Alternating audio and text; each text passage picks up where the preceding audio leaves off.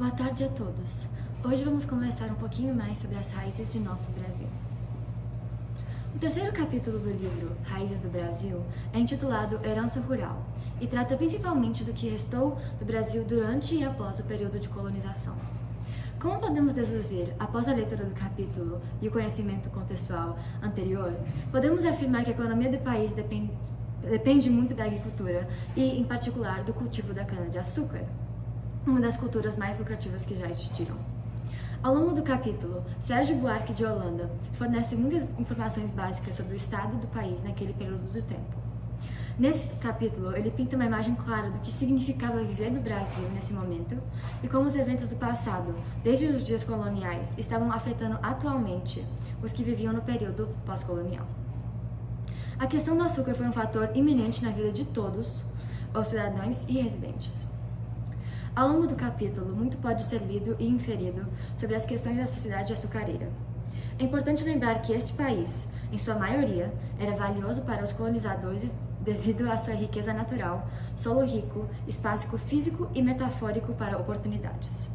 Embora o Brasil tivesse muitos recursos de quais Portugal poderia vender e lucrar desde o início, eles já aderiam à cana-de-açúcar, pois era incrivelmente lucrativa. Mais tarde, haveria novas explorações, como o ouro ou café, mas é discutível que nenhuma tenha tido um efeito tão duradouro quanto da cana-de-açúcar. O que fez do Brasil uma sociedade rural está enraizado em seu início: a agricultura. O trabalho dos portugueses era simples: derramar a terra entre pessoas de confiança, como um verdadeiro homem cordial, criando um personalismo como a sociedade nos qual os confidentes do patriarca se reportavam a ele e ele respondia às suas dúvidas. Montam engenhos e transportam escravos para trabalhar para eles. Com o tempo, isso se tornou a norma e o sustentador da sociedade brasileira, e é por isso que esse capítulo é intitulado Herança Rural. Então, algumas das principais repercussões da sociedade açucareira foram as três seguintes. 1. Criou uma sociedade que dependia da cultura rural. 2. Abrandou a abolição da escravidão. E 3. Desacelerou a industrialização do país. Com uma quantidade incrível de ênfase que foi colocada na importância da sociedade açucareira e continuou, como sempre, para reinar como o principal negócio do país naquele momento, garantiu que a cultura rural permanecesse dominante e o desenvolvimento urbano fosse ignorado principalmente em favor da agricultura rural. Essa indústria, então, agora falando sobre o segundo ponto, essa indústria é tão dependente da escravidão que diminuiu significativamente o processo da abolição, tanto que o Brasil foi um dos últimos países do mundo a oficialmente abolir a escravidão. Como mencionado no capítulo, Cairu afirma que homens inteligentes ganham mais dinheiro enquanto fazendo a menor quantidade de trabalho possível. Essa mentalidade era tão desfreada que a escravidão continuará por um período embaraçosamente longo. Outro tópico destacado no livro é quanto o engenho e suas cortes tentaram impedir o industrialismo do país.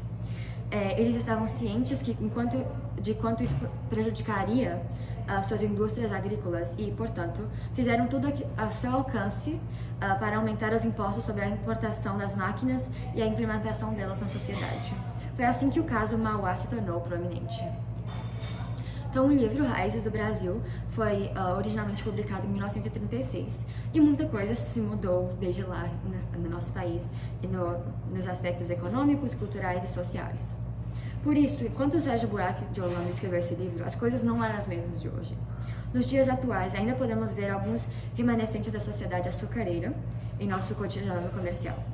Por exemplo, ainda vivemos em sociedades estruturadas, onde alguns prosperam no topo e outros precisam trabalhar muito por pouco ou sem nenhum salário. Ainda vemos pessoas poderosas agindo contra os melhores interesses da nação e do seu povo, que podem ser aludidos a vidas e decisões do engenho.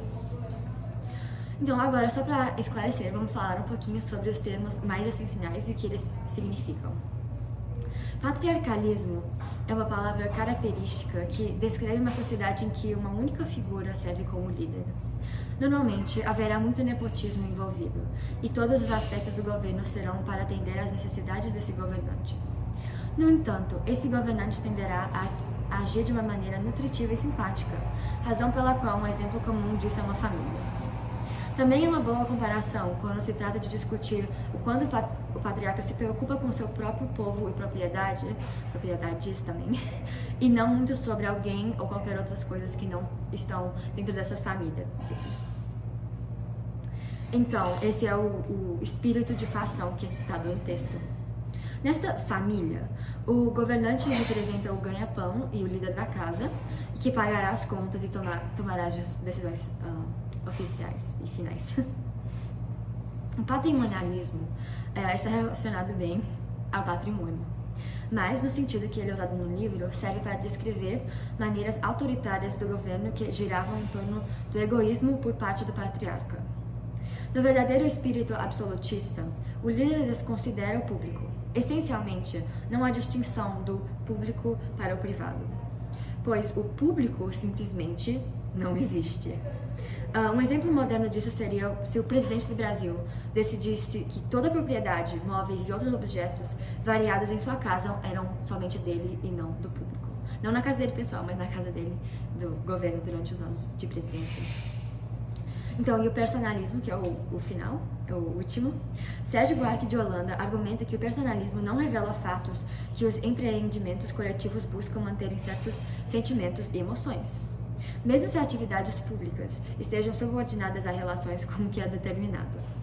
Um personalista solidário descreve uma característica da vida brasileira, uma afinidade pelo emocional e pelo irracional, que causa estagnação de energia e organização disciplinares, o que contribua para uma organização política mais sólida.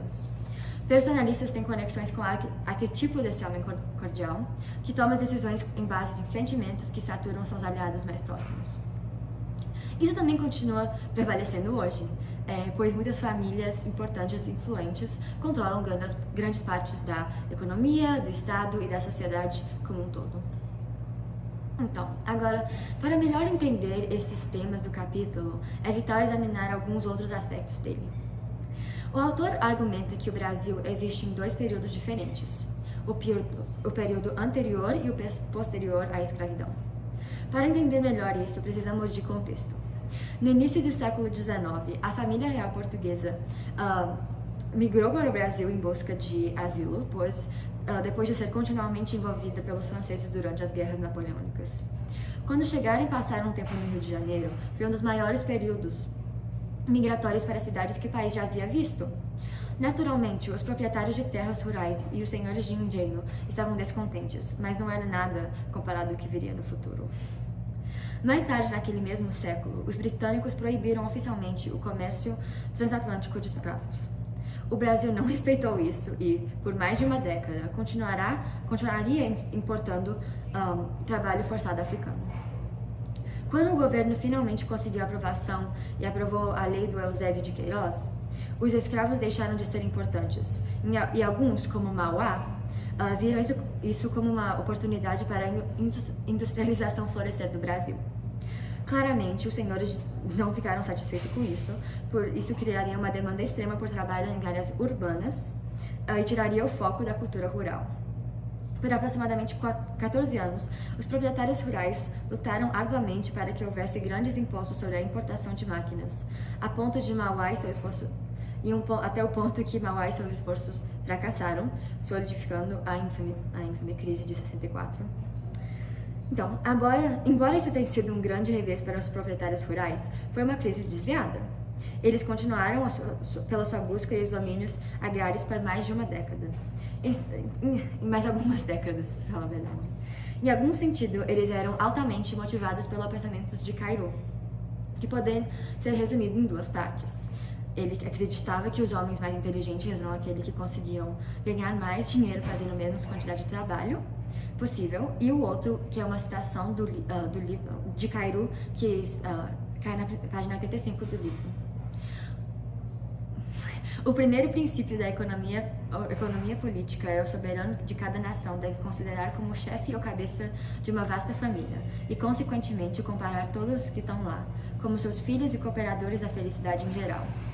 Quanto mais o governo civil se aproximar desse caráter paternal e forçado a realizar essa ficção generosa e filantrópica, tanto mais justo e poderoso quanto a obediência mais voluntária e cordial e a satisfação dos povos mais sincera e indefinida. Isso foi suficiente para mantê-los fortes. Para que eles não estavam preparados, porém, foi a abolição total da escravidão em 1888.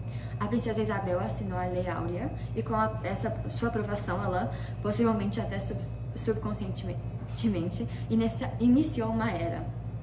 É isso que Sérgio Buarque de Holanda quer dizer quando ele fala de um divisório entre duas épocas. Depois disso, nada pode ser feito pelos proprietários rurais e, pela primeira vez na história brasileira, as áreas urbanas começaram a dominar. Esse evento provou que ainda o trabalho escravo era incompatível com o capitalismo moderno e a civilização. Uma conclusão final é que, com este capítulo, Sérgio Buarque de Holanda consegue provar que nossa herança é rural, mas nossas leis e costumes atuais também estão enraizados na urbanização.